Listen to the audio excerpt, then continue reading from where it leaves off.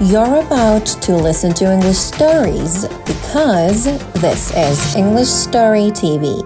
The Elves and the Shoemaker. A shoemaker, by no fault of his own, had become so poor that at last he had nothing left but leather for one pair of shoes. So in the evening, he cut out the shoes which he wished to begin to make the next morning. And as he had a good conscience, he lay down quietly in his bed, commended himself to God, and fell asleep. In the morning, after he had said his prayers and was just going to sit down to work, the two shoes stood quite finished on his table. He was astounded and knew not what to say to it. He took the shoes in his hands to observe them closer, and they were so neatly made that there was not one bad stitch in them, just as if they were intended as a masterpiece.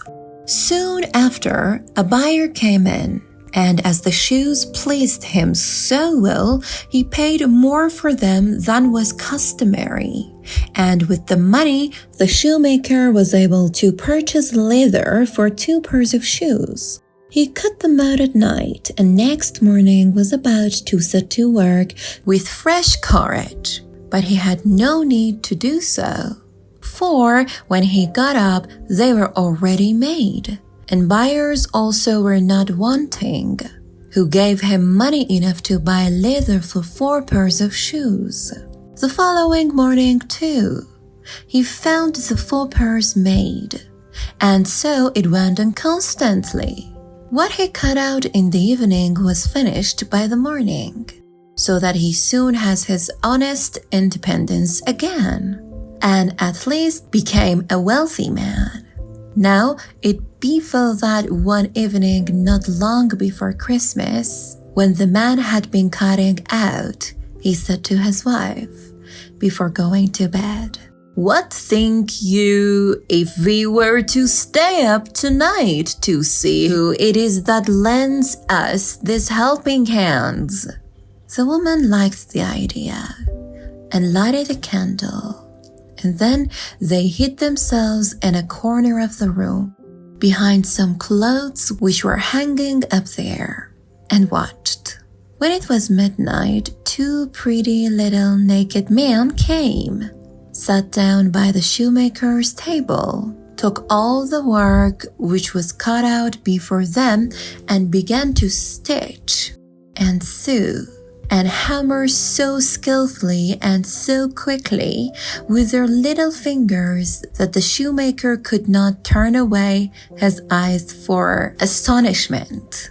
They did not stop until all was done and stood finished on the table, and they ran quickly away.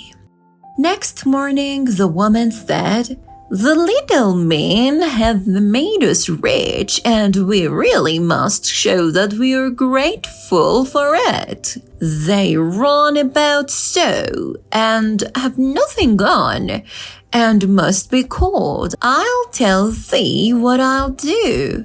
I will make them little shirts and coats and vests and trousers, and knit both of them a pair of stockings, and do thou too, make them 2 little pairs of shoes." The man said, "I shall be very glad to do it."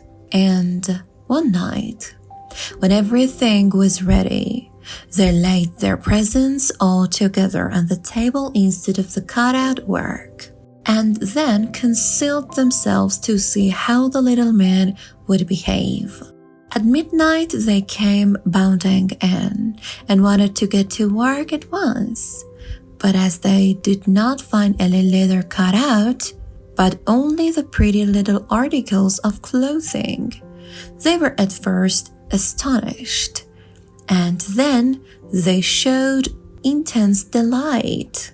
They dressed themselves with the greatest rapidity, putting the pretty clothes on and singing, "Now we are boys so fine to see. Why should we longer? cobblers be? Then they danced and skipped and leapt over chairs and benches. At last they danced out of doors. From that time forth they came on more. But as long as the shoemaker lived, all went well with him, and all his undertakings prospered.